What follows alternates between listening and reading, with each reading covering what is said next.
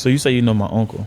Yeah, he's crazy as a mother. Wait, you owe his uncle money, don't you, Mike? No, That's what I heard on the street. I just heard Yo, that. Mike, what the fuck's up, man? Give me some money, nigga. I'm fucked up out here.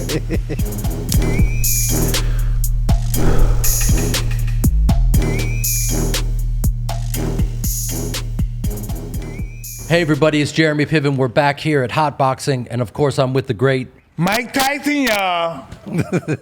Mike is amped up and ready to go, and we are so honored to have Saquon Barkley. Saquon in the hit out. Thank you, guys. Thanks for having me. Before we get into your world, do you have a favorite running back of all time? Yeah, Barry Sanders. Barry Sanders. Yeah, Barry Sanders. It's interesting because I'm from Chicago, so mine's Walter Payton. Woo! Sweetness. Yeah.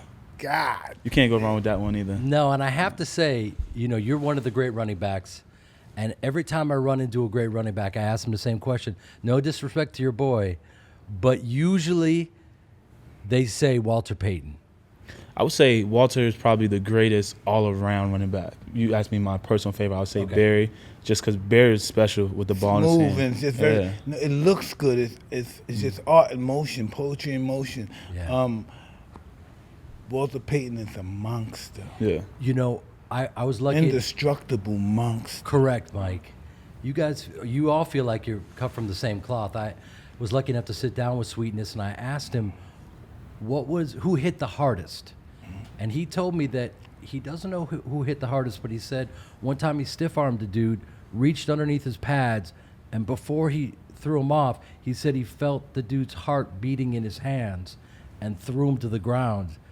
And that scared the shit out of me. I got to be honest with you. That's some another level stuff right there. That's I ain't another gonna lie, level, yeah. right? I personally never experienced that. Stiff arming a guy and feeling his heartbeat, but You're 23, right? yeah.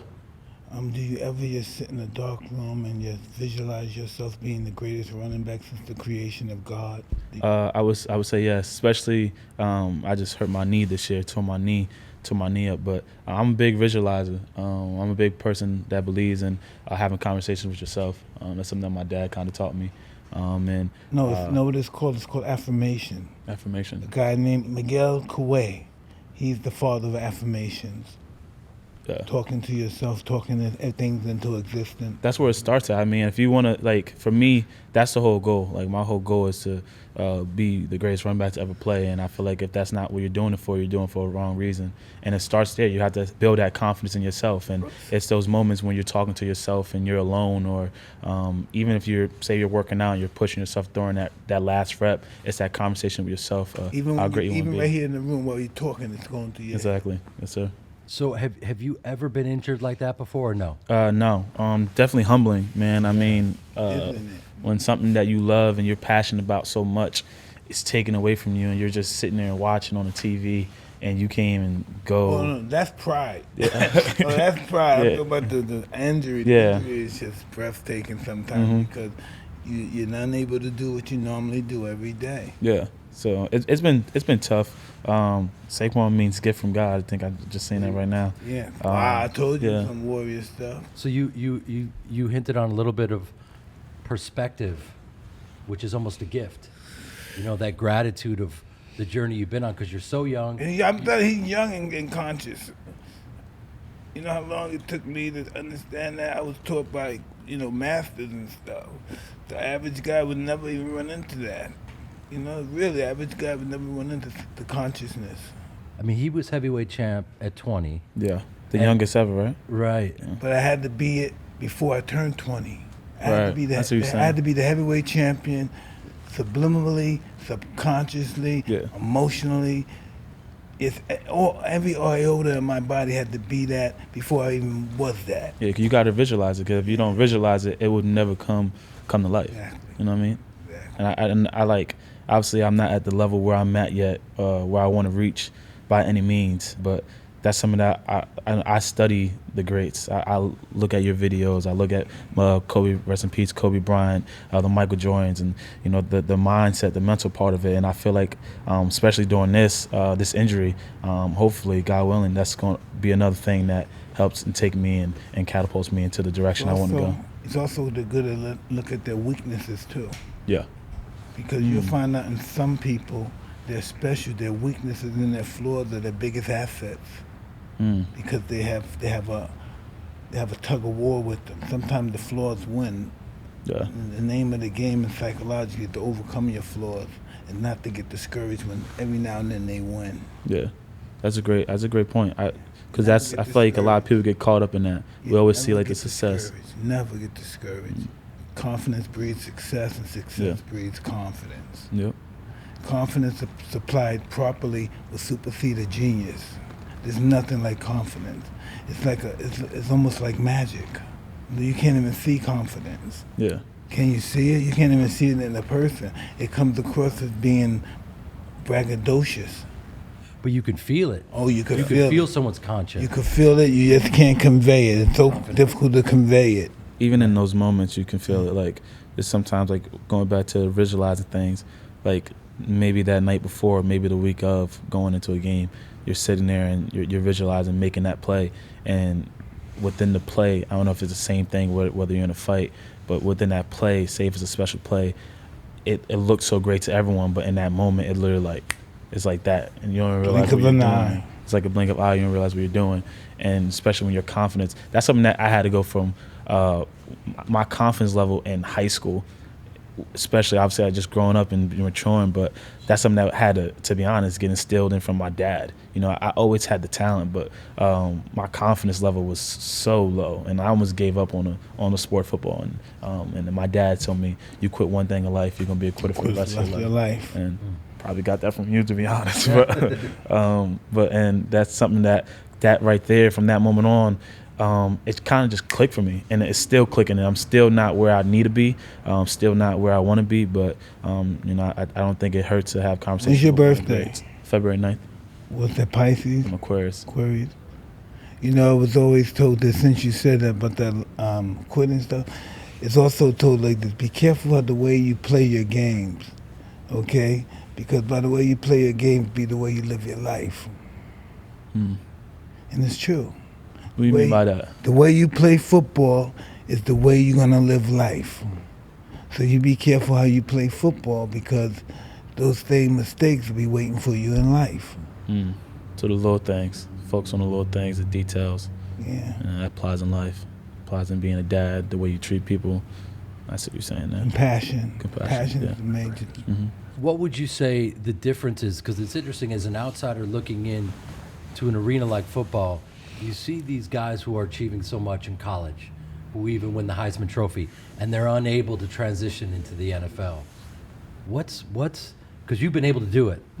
And ultimately, people don't realize your background, because you had to be the best player on every field you stepped on to even get to the NFL. Yeah. Now you're with all those dudes that are on the same level, and you've been able to exceed people's expectations. What's the difference between someone like you and someone that maybe had a great college career but wasn't able to transition? Well, there's so many factors that go into that. Talent, the talent level is always going to be there, like you said. You know, even if you're talented in college, the talent level is not really too much different in the NFL. Because think about it, if you run a 4.3 in college, like, it doesn't matter. Like, you're going to run a 4.3 in NFL, you're going to run a 4.5, 4.3, 4.4, whatever. Right. But it's just understanding the game. And it's like, you got to be passionate about it. Like, for me, like, team success has not been where we would like it to be at all. And you could find yourself when you lose in a game, not saying being comfortable with it, but understanding like, damn, like, we lost, but you got to move to the next week. Within college, you lose 1 or 2 games, the national championship, the playoffs, everything that you want is not there for you. So I would say the biggest thing is those guys that do not come from college and succeed in the NFL. Like I said, there's a lot of factors. It could be injuries, it could be stuff like that, but it's how passionate you're about the game. If you could be as talented you want in college, but if you're not passionate about the game and you don't have that work ethic, there's going to be someone that's going to outwork you in the NFL. So it's the variables, your work ethic, everything you put off the field, but it's also your mindset. Yeah. Your mindset's everything, and that's something that, like I keep saying, I'm nowhere near where I need to be, but that's something where I'm trying to continue to go to. Like I said, I'm confident enough to say that I want to be the greatest running back to ever play, but I know if I want to do that, I have to have the right work ethic, have the right mindset, respect the players and running backs before me, understand and watch them and see what they did to put them in that position, and not steal from them, but try to take pieces and parts of their game and their lifestyle and their work ethic and add it into mine and try to create my own monster, I guess you could say. I have faith in him because he's already hit the payday, but he's still humble, still respectful, still wanting to learn and grow. So that's Still something he wants. yeah. We only get humble when we don't want anything anymore. He's still young. You know, you're so proud your family name is going to be put through sports history. You know, you should be proud for that. The legacy of it. Yeah, the Barkleys. So you say you know my uncle. Yeah, he's crazy though. Wait, you owe his uncle money, don't you, Mike? That's what I heard on the street. I just heard Yo, that. Mike, what the fuck's up, man? Give me some money, nigga. I'm fucked up out here. So his uncle was a bad man. Not a bad man, a badass fighter. That's what I mean. Yeah. Yeah. 3-time champ. That's amazing. Yeah. I boxed a little bit when I was younger, but like I always like was in love with football. But that's something that I love like the training. Like boxing training is like extremely hard. And that's stuff that I was doing last year. And obviously once my knee continued to heal, I'm gonna get back into it. What's wrong with meniscus? Yeah, I did. I tore my ACL, my MCL, my meniscus. Oh, you got it all. Yeah, Huh? yeah. Normally it's only one of them. Yeah. Yeah, but imagine a guy like this who's training that. Now you're putting all that energy and effort into that, so you're that much stronger now. Yeah, but I'm not to be honest. That's something that like I'm trying to like, because AP obviously, if AP had like probably the best comeback story, especially Yes. at a running back after tearing his knee up, Adrian Peterson. coming back, rushed for 2,000 yards, and I was talking to his trainer, and the biggest thing that I took from it, he was saying that we didn't just rehab the knee, we rehabbed the whole body. Exactly. We focus on from the toes all the way up to the brain, to the mind, how you're going to challenge yourself.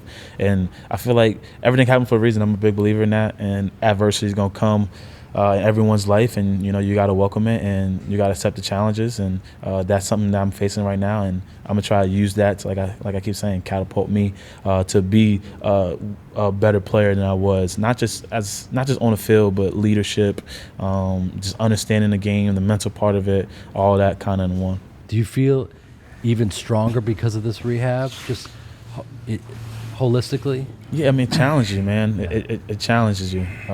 It sucks. Like I said, like, Very few people come back from shit I know. like this. I know. And he got all three of them. They normally don't come back from one of them. Yeah. You know, right? And that's a challenge. You hear people talk about that, and you know, there's people that's going to be out there that's going to count me out, but you can't really listen to that. Like you say, kind of going back to yourself. It's the expectations you set for yourself, the conversations that you have with yourself.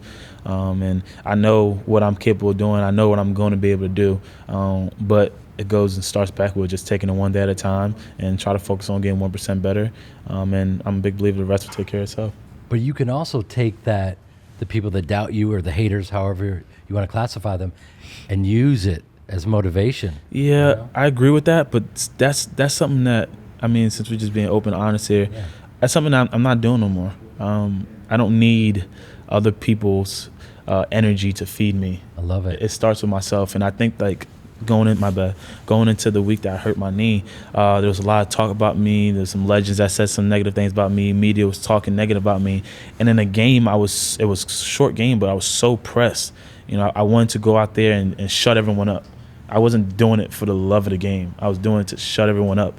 And that was kind of like the first time where I think I honestly could say and look back at myself and say where I did that. I wasn't playing just as a little kid out there and loving the game and just trying to be great. I was going out there to make a statement and shut everyone up. And I guess that happened then. So. Interesting. You got outside yourself. Yep. That's heavy. I like that. That's Happens to us all. Mm-hmm. That's called being human. Yeah. You had some injuries back in the day. Oh man, all the time. But I used to didn't care. I fought my injuries. I didn't care. I just wanted to get my hands on the guy. Right. You know, listen, it's almost like a street fight. If you're in a street fight, a guy ain't gonna say, "I'm not gonna fight you. You got stitches on your eye." It's the same thing. Mm. What do you think like was the biggest challenge for you throughout your career? Like where was that moment where you think that obviously that confidence is inside of you, but where you kind of redirected from that and kind of lost yourself in that aspect? And many occasions that had happened, and then I had to learn from that and prevent it happening again. Because like you mentioned adversity, and the only thing adversity do is make the weak weaker and the strong stronger. Mm-hmm. And I decided to be on the stronger side of adversity. Yes, sir. I'm never gonna not accomplish what I want to accomplish. You know why? Because I'm willing to die to accomplish what I want to accomplish. My life means nothing. Maybe it's my ego for fame and what it is, but that's the only thing that matters to me, my preeminence in the future, besides kids and family. Exactly. For me personally. Personally, yeah. And it's interesting, you get it because pro football players have an even more of a finite amount of time. Yeah. Mike and Especially my position, yeah. Sorry, go ahead. I was saying, especially the position I play, the running Right. back position. Yeah, but you got to like I said, the adversity. Like when I hurt my knee, like I ain't gonna lie, like that's probably the the weakest moment of my life. Especially those first 2 days. Like I just couldn't control myself, from crying. It was why me, and then yeah, just like that third day just hit, and I was just like, so what? Now what? That's a saying that my coach, Coach Burns, always tell me. So what? Now what? And now what? It happened. So, like you said, the adversity make the weak weaker and makes the strong stronger. And you got to pick and choose what side you want to be on. And I know no matter what, if I came back and say the things didn't go the way I don't envision it going, which I can't see that because that's the way I envision it. But I know I'm going to do everything necessary to put myself in the right position, the smart way and the right way to come back better. And if it's just not in the cards for me to do it, at least I know I can look myself in the mirror and know I put the work ethic and I did the little things, all the things that matter to try to make myself become one of the best to do it. And if it don't happen, I know I put the work in at least. But it's going to happen. Yeah. Obviously it'll happen. You got the right perspective. On the right path for sure, man. You know, when I always say you have to believe that you are here and descended from God to do this. Yeah. It's just because it's just true. You gotta take advantage of it. And you're a good guy, respectable young man. A lot of good things are gonna happen to you. I appreciate that. I was actually watching. I think you were playing the Bears when you got injured, correct? Yep. That's right. Mm-hmm. I was watching that game, being from Chicago. Yep. We get to go back there next year, though, so that's definitely a little motivation. Absolutely. Actually, a little motivation. Is there anybody out there in the field that you're scared of when they're coming at you? No. No. There you go. I hear that. I mean, it may sound cocky or whatever, but like I have that mindset when I'm on the field that I'm the best on the field, that no one can touch me, and that's the things that I feel like has made me.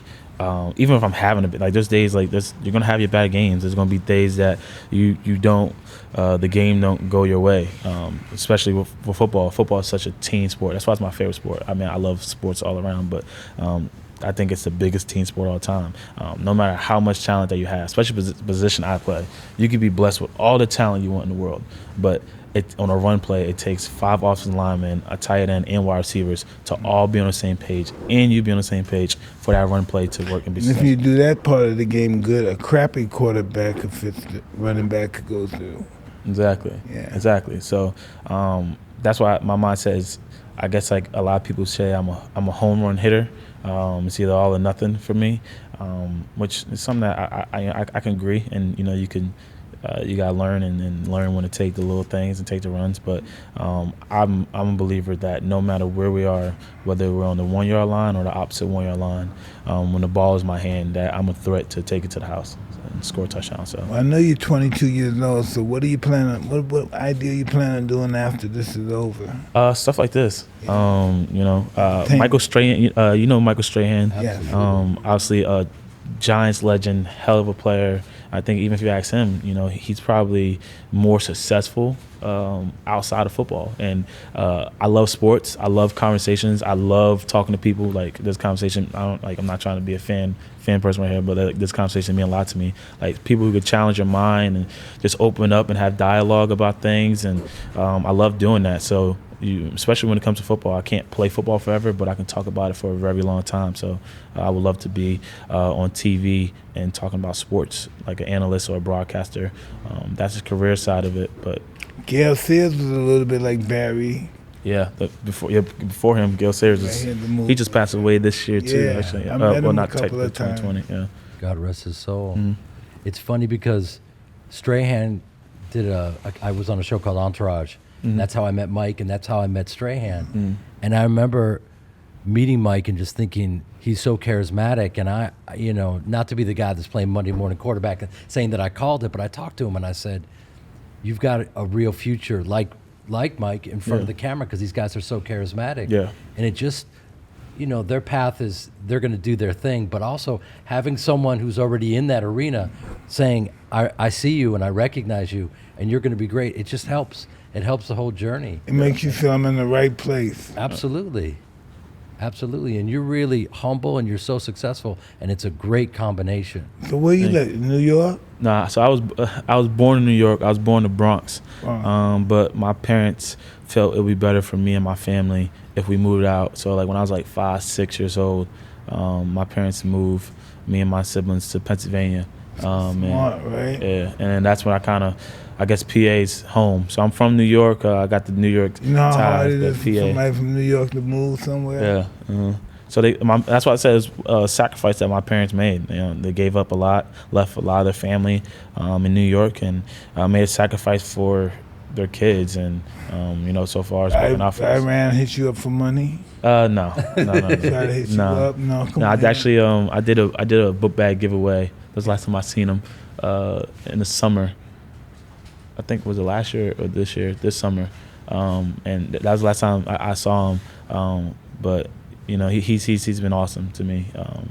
Lucky to have him in my corner. I feel like obviously he had a successful boxing career, but the things I learned the most is his downfalls in life, and that's something that growing up I was always kind of conscious of. Yeah, like conscious of like people mistakes. Like you can learn a lot from the positivity and things that people do. You can learn what not to do. And you can learn what not to do. So that's something that I would say, being growing up and knowing of my uncle and knowing the mistakes that my father's made and so on, people in my family, I'll be a fool to make the same damn mistake. So try to learn from them and teach those on to my kids and so on and so on. It's great that you had that, because as they say, there's no playbook for fame. Walking through it, I mean, I can't even imagine what it was like for you, Mike, back in the day, because there was no social media. I'm a street guy. I'm from Brooklyn, right? And it was cool, but once it got like when I couldn't walk, I said, hey, Mike, I used to, boom, I used to hit him, hit the fan. Boom, get the fuck away from me, motherfucker. Because it got too much. Yeah. I couldn't, they don't know if my mother died, they don't know if my sister, they don't know if I broke up with my girlfriend, and they just running in my face. And that's crazy. But that's what's great for you, is you could talk to your uncle. Yeah, you navigate. this shit. Yeah. Not just I have a great family. I'm blessed to have 2 parents that are alive and still together. A lot of people's not blessed with that, and I've been very fortunate. So I'm blessed in that area. To learn from the positive things that my parents and my families have done, and learn from negative things, and try my best. I'm human. Everyone's gonna make mistakes, but try my best not to make those same mistakes. And like I said, I have a daughter and hopefully future How old kids. is she? 2 years old. Awesome. Yeah, 2 years old. Terrible twos is a real thing. Beautiful. Yeah, to say the least. Terrible. Yeah. Beautiful. Like I said, so I'm very blessed. Very blessed. Do you meditate? No, that's something that my dad does, and he's talked to me about it. But like I don't know, like what do you count as meditate? Like I don't sit in my room with my legs crossed and like meditate. Like sometimes, like I think if you're having a conversation with yourself and just bringing those positive thoughts to yourself, it's the same thing, right? It's just subconsciously visualizing. Yeah. You know what I mean? You focus on just that issue with every iota and your molecules and everything. Yeah. You meditate, I'm assuming? Yeah, I pretty much die when I meditate and stuff. I'm like I said, I'm like a borderline shaman. I use plant and animal medicine. I won't say I've been enlightened, but I said I had divine feelings. Yeah. Well, I've never like experienced or took it to that level, but I mean that's something that I know some players who do it too. Me, I'm always trying to find any way to gain an advantage on your opponents and to try to, like I said, to try to bring the best out of you. And I talked to my dad about that, and that's something that I wouldn't say I'm not willing to try. You know what I mean? It's interesting. Your reference for meditation, you said, sitting cross-legged and crystals and stuff like that, because it's things that we don't really know about are intimidating, you know?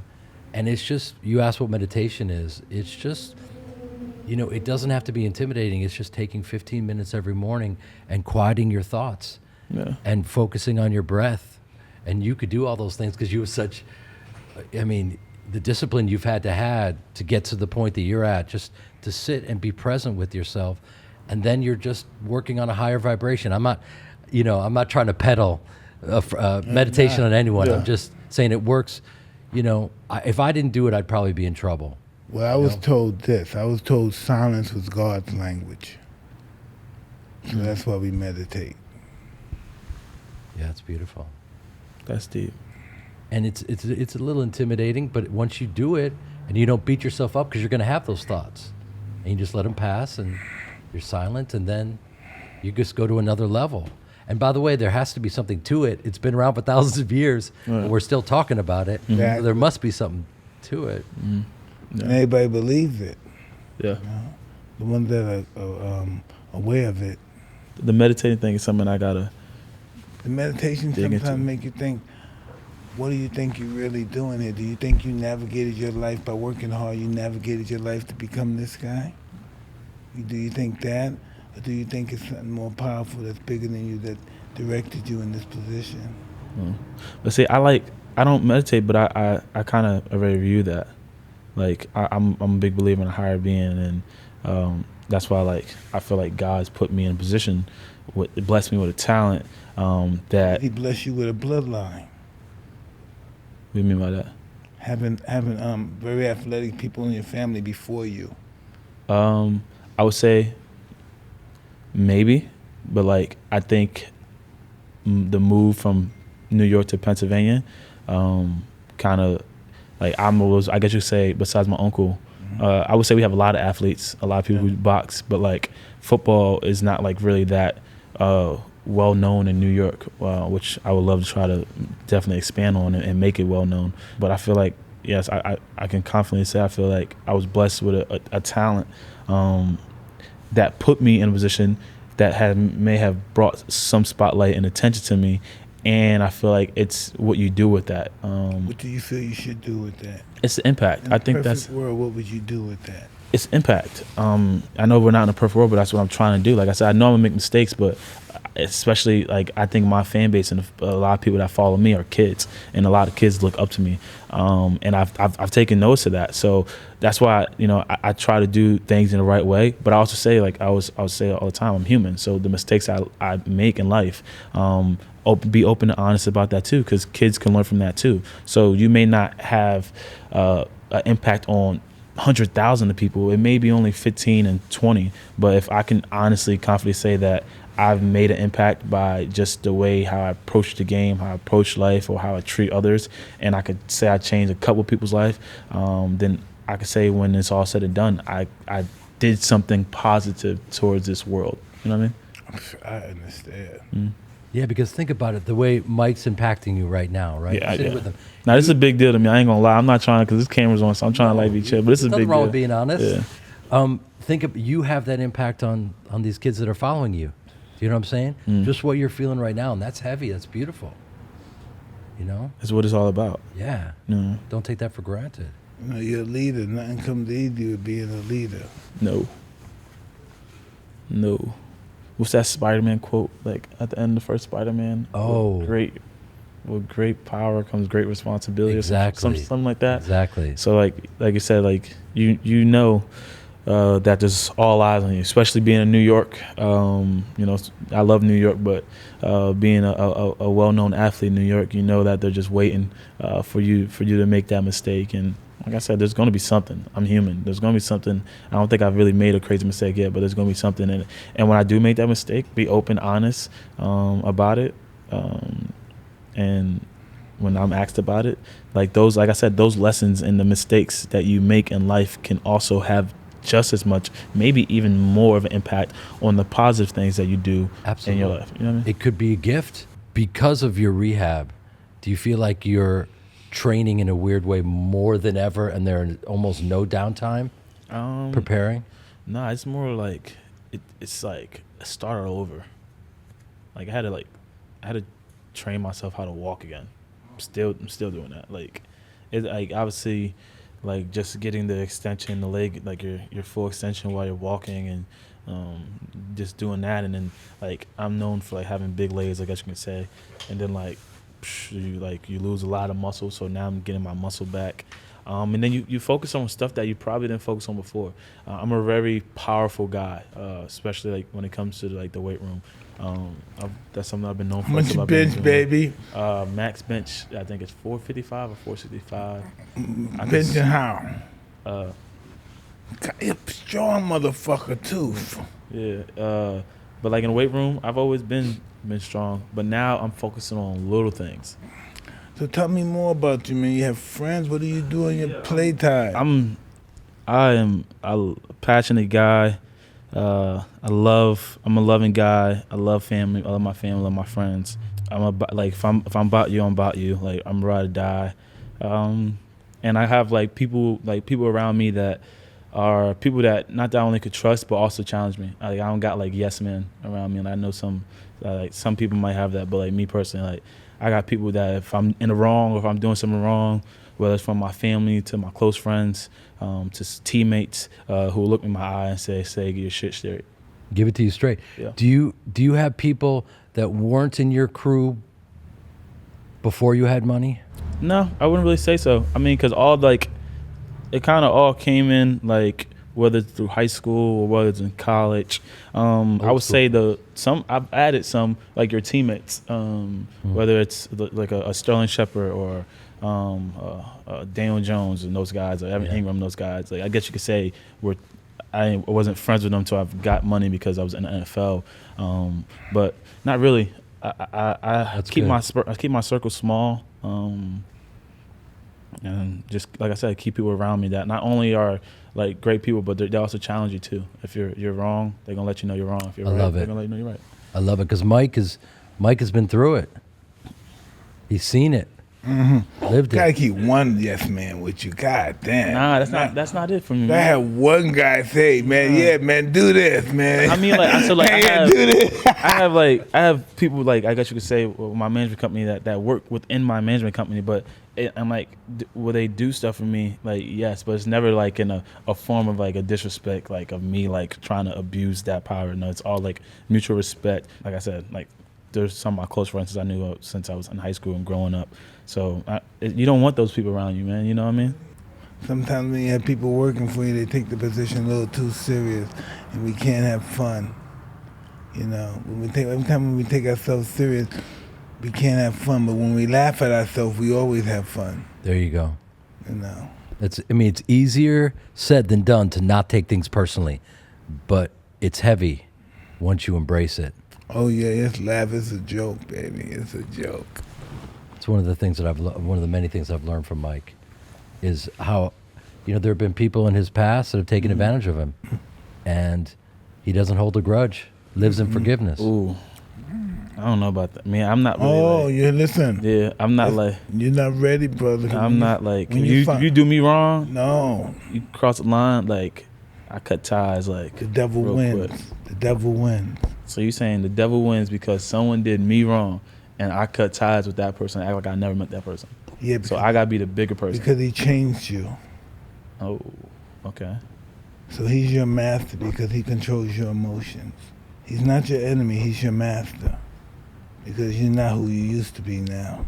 He stole that away from you. Well, you allowed him to. He can't do it if you don't allow him to. That's hard though, man. That's once you think you're great now, watch how great you're gonna be when you learn compassion and empathy.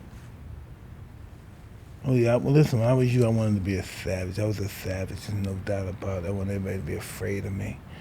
Now I want everybody to love me. Ain't that a trip? Mm-hmm. You're not gonna be 22 for long. Life go back a flick of an eye. You might be a minister. You never know. Life changes us. We're born, and then something happens, and then we meet God. Life is just a flicker. okay. And I think because of his energy, because he has so much compassion and forgiveness, people are drawn to him, and he still can't figure it out. But I think those are some of the variables. Because a guy that could be that tough and that ruthless, and we've watched, he's been in our living rooms, we've seen him do these things, and yet he doesn't hold grudges. I know that. I mean, that's like, I got hats off. Like, I mean, like I said, he keeps saying I'm 23 years old. Yeah, you gotta see him. And I got ways to go. Me personally, right now, I'm a person that always try to take advice and listen and learn. Like, I never looked at it that aspect, that you doing that, the devil wins. So that's a whole different outlook of what I've had on it before. But me personally, before, I think I'll probably think about it differently. I'm just like, I don't know, I feel like I'm a loving guy, and like once I give you that trust, and like once I allow you in my life like that, and like for you to turn your back and do something shicey to me, like I can confidently say right now, I'm not at that point as a man. It happened to all the prophets, happened to all the gods.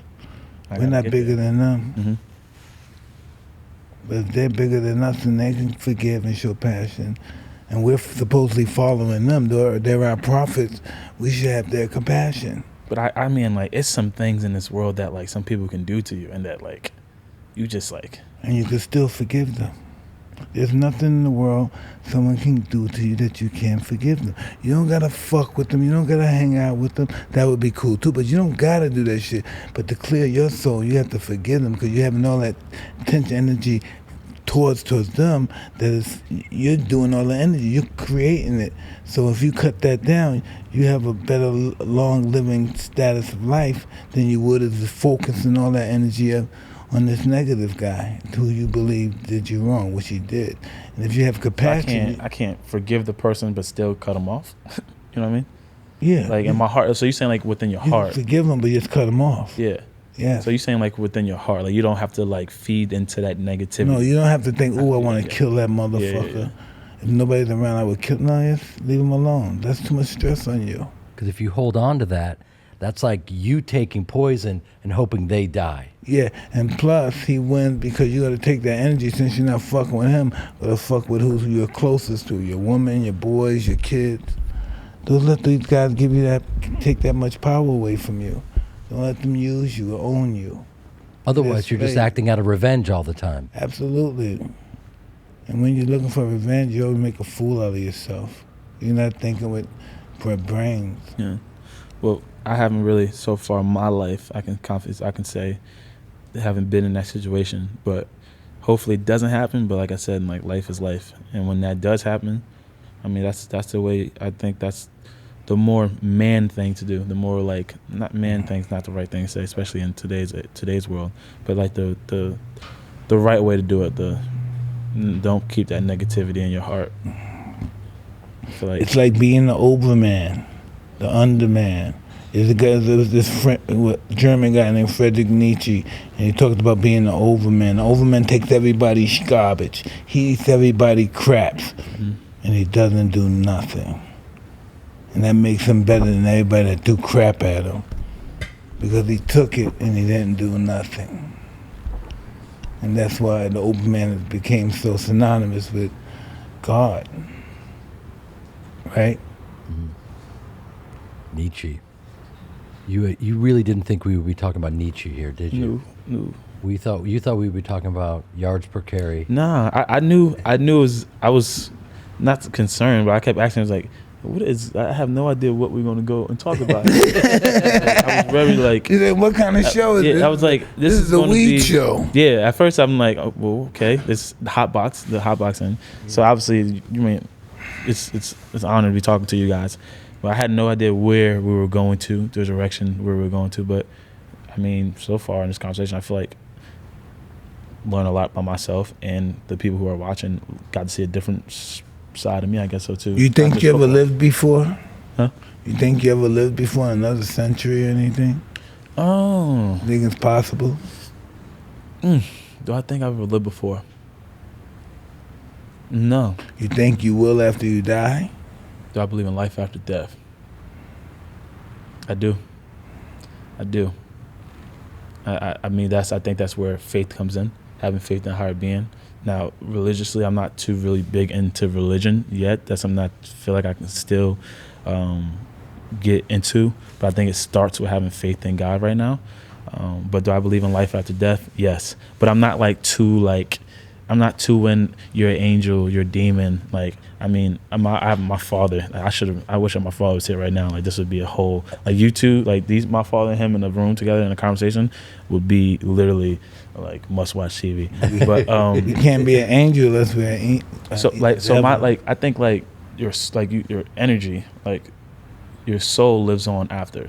But like, is there like am I like, okay, you go to the gates of heaven or you go to hell? I'm not too sure about that right now, but I do believe that there's a life in death, and I do believe that the way you live your life on this earth does have play a part into how you spend your afterlife. But like to say, like all that, I'm not too sure into that right now. Do you know who you were in another life, Mike? I have no idea. No idea. So like, is I like deja vu, and would that be like something like there's some stuff like you're like you feel some stuff, you're like, why do I feel it before?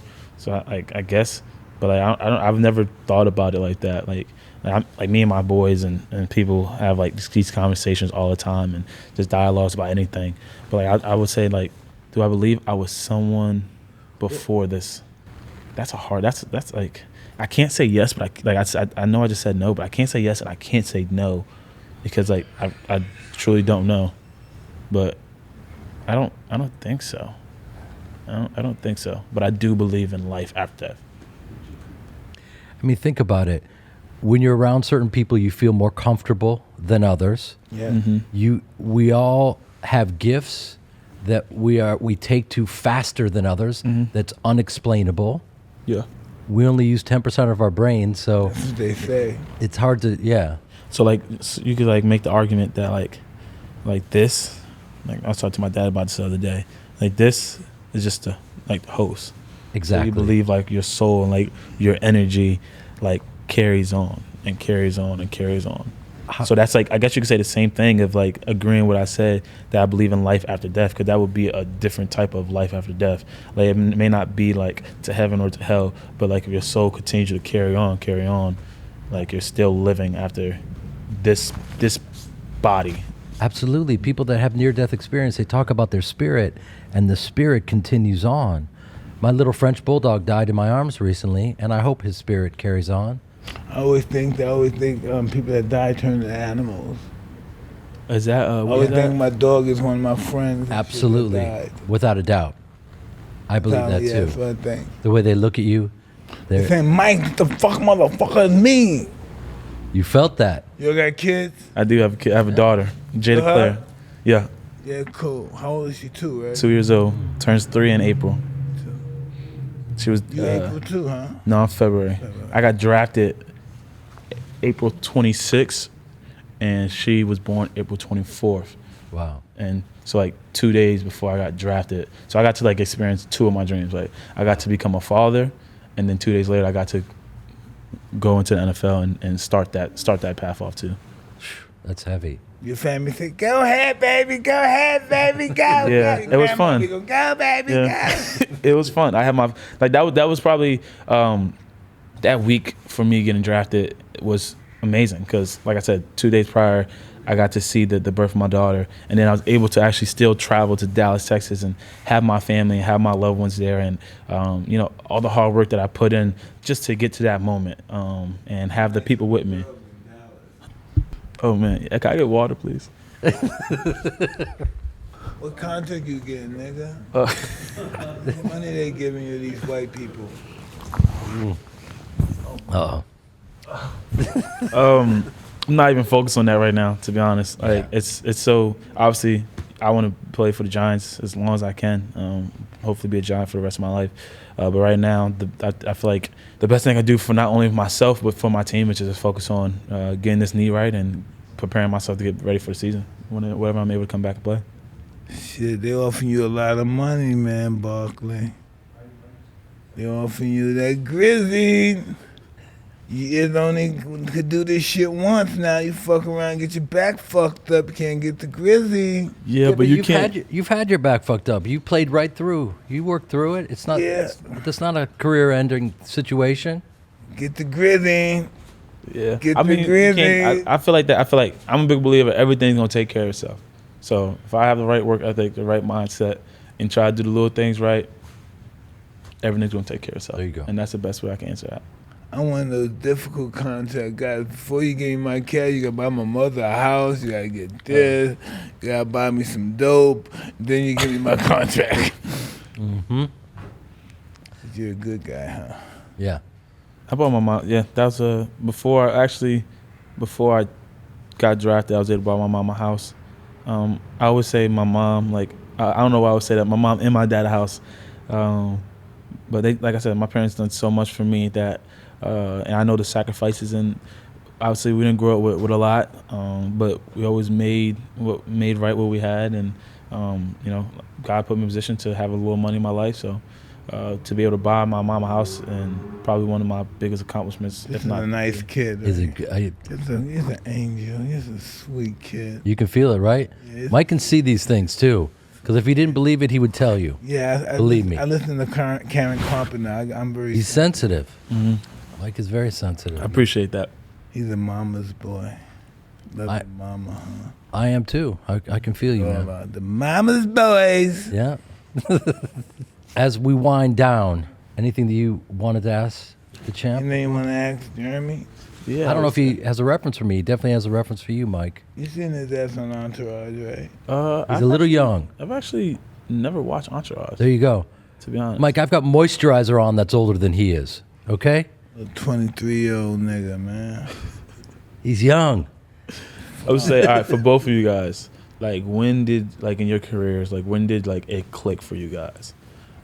Like not like when, like you may have became the heavyweight champ at 20, or you may have reached a part of your career at a certain age, but when did it click and you're like, all right, I'm the greatest of all time? 15. 15. 15. What happened at 15 that let you know that? I won the Nationals twice. I knocked everybody out.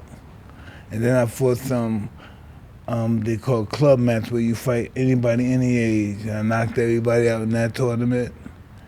And so I thought I beat the world junior champion, knocked him out. So I thought I was the man.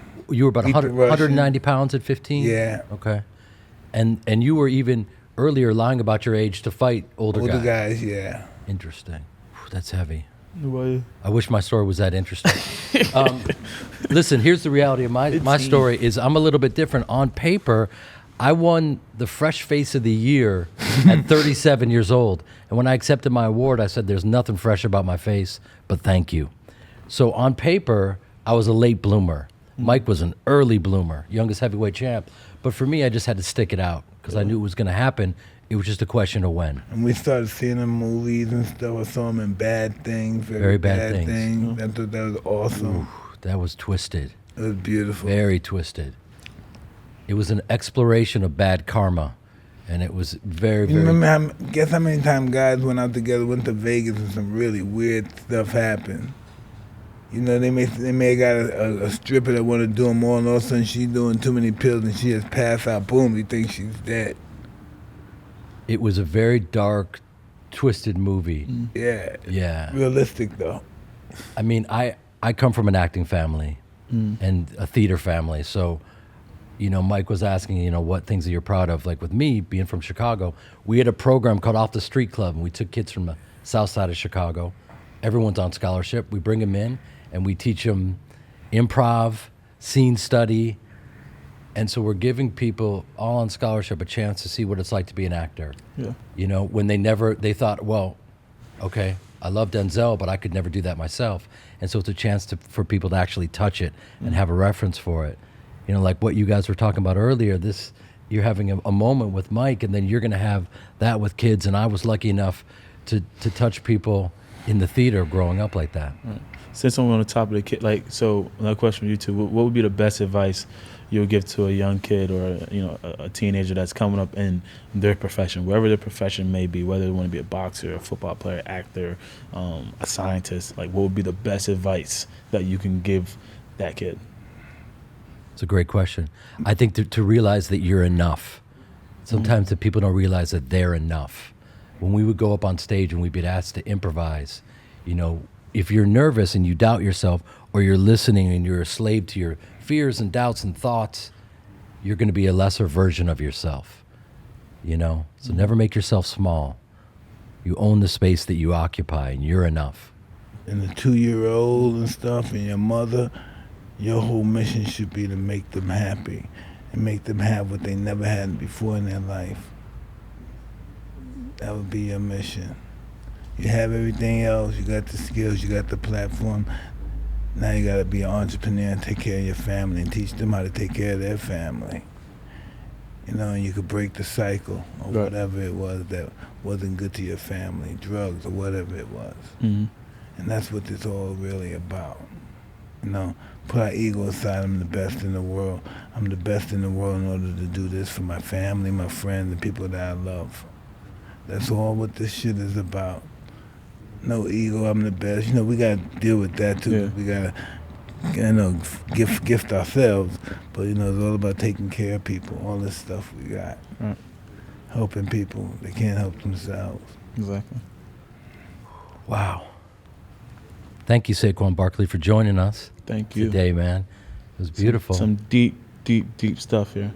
It was fun, though. Thank you. Learn a lot about What are you going to myself. do right now when you leave? What are you going to do? Work out. Oh, And then got rehab. Yeah.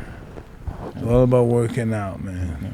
Walter Payton gets worked out 26 hours a day. He is all day. Walter Payton worked out all day. He used to run this hill by my house. No, the dirt hill, right? I lived down the street from there, That man. basically, Mike, this is what I do right here. Boom, that dirty, ugly hill.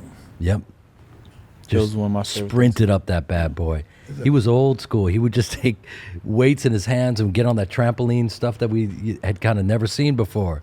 He was about, listed at 5'10". He really was about 5'9", but playing like that, running through people. That's you, my man. Good luck. I His appreciate whole it. family Yep. was great athletes. I'm a Chicago Bears fan, but now I have to give it up to the New York Giants. Where they had Lawrence Taylor. Also, when you get your new contract, I want to borrow some money. We'll talk. We'll about it. talk. We'll talk. Interest, baby. Gotta get that interest. Yes, sir. Thank you, guys. Thank you, guys.